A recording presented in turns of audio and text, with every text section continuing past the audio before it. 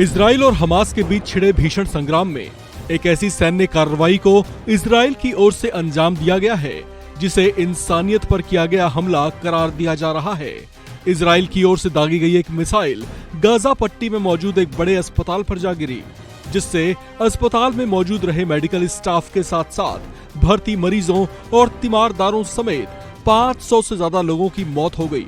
इस घटना से दुनिया दहल उठी है, क्योंकि मरने वाले मासूमों में बहुत से बच्चे, बुजुर्ग और महिलाएं थीं, जिनकी इस हमले में दर्दनाक मौत हुई है।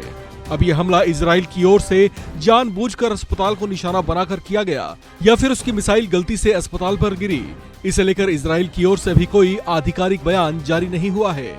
लेकिन अस्पताल पर किए गए इस हमले की पूरी दुनिया में निंदा की जा रही है। यह हमला अमेरिका के राष्ट्रपति जो बाइडेन के इजराइल पहुंचने से कुछ घंटे पहले किया गया था।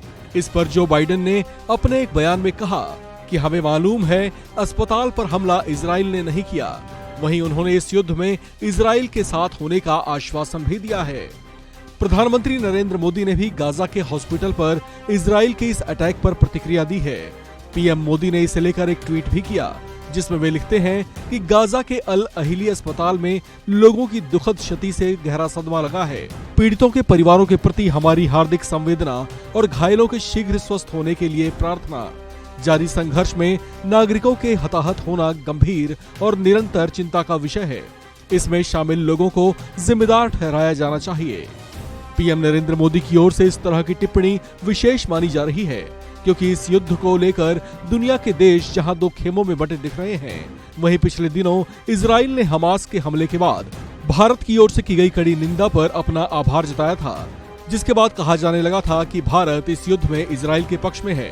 हालांकि बाद में भारत के विदेश मंत्रालय के प्रवक्ता अरिंदम बागची ने स्पष्ट किया था कि भारत फिलिस्तीन को लेकर अपने पुराने रुख पर यथास्थिति रखता है। दोनों देशों के बीच छिड़े इस युद्ध को अब 10 दिन से ज्यादा का वक्त हो चुका है, लेकिन युद्ध की भयावहता में कमी आती नहीं दिख रही। हमास के चरमपंथी जहां इजराइल में घुसकर मासूम शहरी लोगों को निशाना बना रहे हैं, वहीं जवाबी कार्रवाई में इजराइल की वायुसेना और पैदल सेना भी पूरी तरह से मोर्चा संभाले हुए है। इजराइल के फाइटर जेट्स गाजा पट्टी के इलाकों में ताबड़तोड़ बमबारी कर रहे हैं, जबकि पैदल सेना टैंकों और कई दूसरे अत्याधुनिक उपकरणों से लैस होकर ऑपरेशंस को अंजाम दे रही है। एक अनुमान के मुताबिक अब तक दोनों ओर से मिलाकर लगभग 1000 से ज्यादा लोग मारे गए हैं। गाजा पट्टी से लोगों का पलायन जारी है। वहां पर बिजली पानी की सप्लाई पहले ही बाधित कर दी गई थी, जबकि लोगों के खाने की भी भारी किल्लत हो रही है, जिससे वे अपना शहर छोड़ने को मजबूर हो उठे हैं।